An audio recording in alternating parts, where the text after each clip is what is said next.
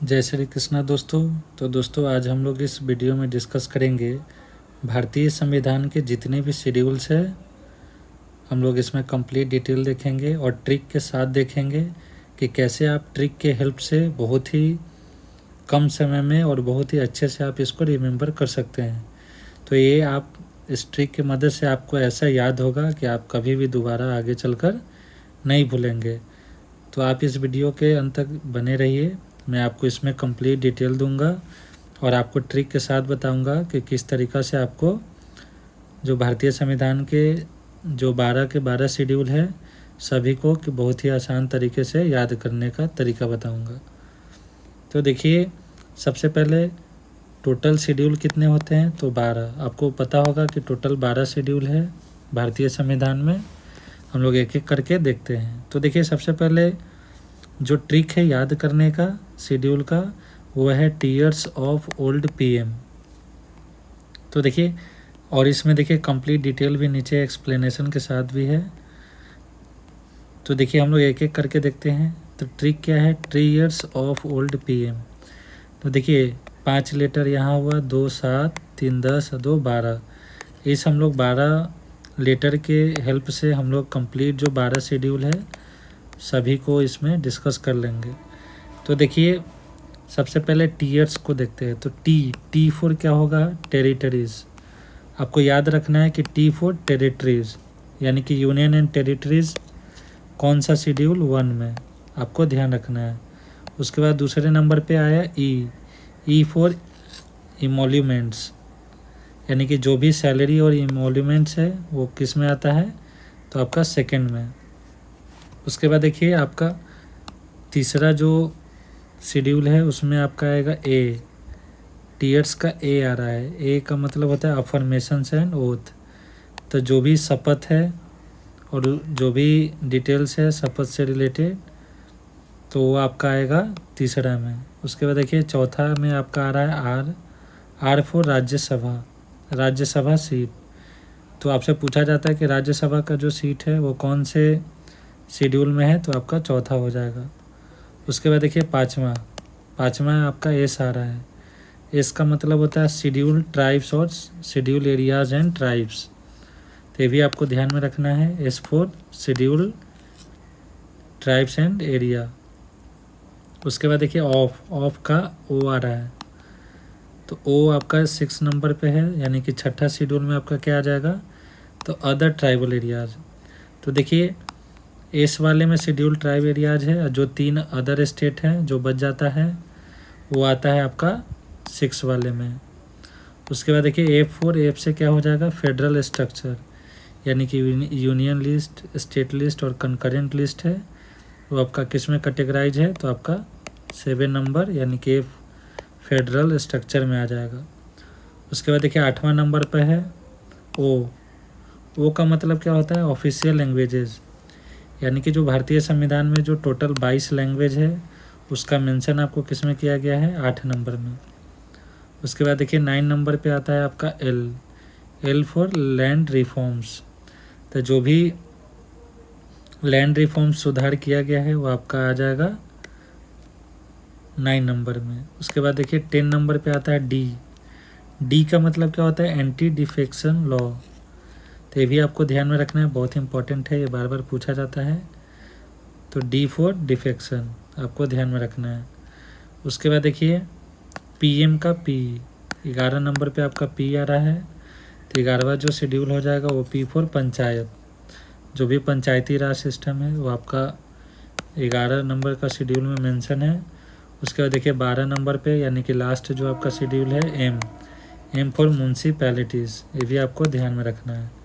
तो देखिए इस तरह से हम लोग 12 जितने भी 12 है सभी ट्रिक से हम लोग टीयर्स ऑफ ओल्ड पीएम के हेल्प से हम लोग याद कर लेंगे। उसके बाद देखिए आपका यहाँ देखिए उसका थोड़ा थोड़ा एक्सप्लेनेशन यहाँ दिया गया है।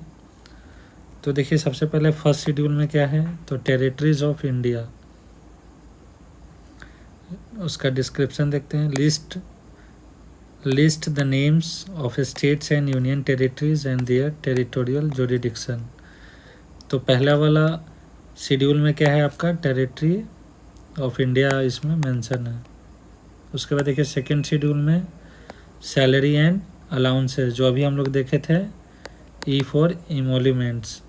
तो इसमें आपको किसका किसका रहता है सैलरी और जितने अलाउंसेस है किसका, तो प्रेसिडेंट का, गवर्नर का, जज का, स्पीकर का और ETC एट्सेट्रा का।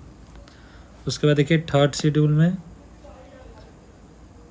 शेड्यूल में आपका जो भी forms of oath and affirmation, तो जो भी आपका शपथ से रिलेटेड है वो आपका तीसरा शेड्यूल है। किसका, तो आपका यूनियन का या जो भी स्टेट के मिनिस्टर होते हैं उनका, MP MLA का या जो भी जज होते हैं सभी का आपका तीसरे शेड्यूल में मेंशन किया गया है। उसके बाद जो चौथा शेड्यूल है वो आपका किससे रिलेटेड है, तो आपका allocation of seats in Rajya Sabha. तो राज्यसभा का जो सीट है निर्धारित किया गया है वो आपका चौथा शेड्यूल में मेंशन किया गया है। Deals with the allocation of seats to states and union territories in the Rajya Sabha, वो आपका फोर्थ शेड्यूल में है। पाँचवा शेड्यूल में आपका क्या है, तो administration of schedule areas and tribe. तो ये शेड्यूल एरियाज और ट्राइब को किस में रखा गया है, पाँचवा शेड्यूल में। उसके बाद देखिए सिक्स्थ शेड्यूल जो है आपका, उसमें आपका tribal areas in north east India, जो अभी हम लोग ऊपर देखे थे कि जो अदर देन था, अदर में कौन कौन 3 स्टेट है, तो आपका मेघालय, त्रिपुरा और मिजोरम, और एक और है ऊपर में असम, यानी कि टोटल 4 स्टेट है इसमें मेंशन किया गया है। उसके बाद देखिए सातवां शेड्यूल आपका है डिवीज़न ऑफ पावर, जो अभी हम लोग देखे थे ऊपर में फेडरल सिस्टम। तो फेडरल स्ट्रक्चर में क्या क्या आता है, यूनियन लिस्ट, स्टेट लिस्ट और कंकरेंट लिस्ट के बीच का जो यह जो पावर है, यूनियन और स्टेट का जो डिवीज़न ऑफ पावर है वो आपका सातवां शेड्यूल में मेंशन किया गया है। उसके बाद आठवां शेड्यूल में क्या मेंशन है, आपका ऑफिशियल लैंग्वेज। जो भी कॉन्स्टिट्यूशन के 12 जो ऑफिशियल लैंग्वेज है वो आपका आठवां शेड्यूल में मेंशन किया गया है। और आपको ध्यान में रखना है कि स्टार्टिंग में ये 14 था, बाद में आपका 8 ऐड करके इसको 22 बना दिया गया है। तो अभी करेंटली में आपका 22 लैंग्वेज है टोटल, ये आपको ध्यान में रखना है। उसके बाद आपका 9th schedule validation of certain laws. उसके बाद देखिए added by the first amendment 1951 to protect land reform and other laws from judicial review. तो देखिए आपका 9th शेड्यूल में क्या आपका मेंशन है, तो जो आपका लैंड रिफॉर्म से रिलेटेड, जो कि आपके पहले अमेंडमेंट 1951 के तहत आपका सुधार जो किया गया था वो आपका 9th शेड्यूल में मेंशन है। उसके बाद आपका 10th शेड्यूल में क्या मेंशन है, तो anti defection law added by the 52nd amendment 1985 deals with the disqualification of legislators on ground of defection.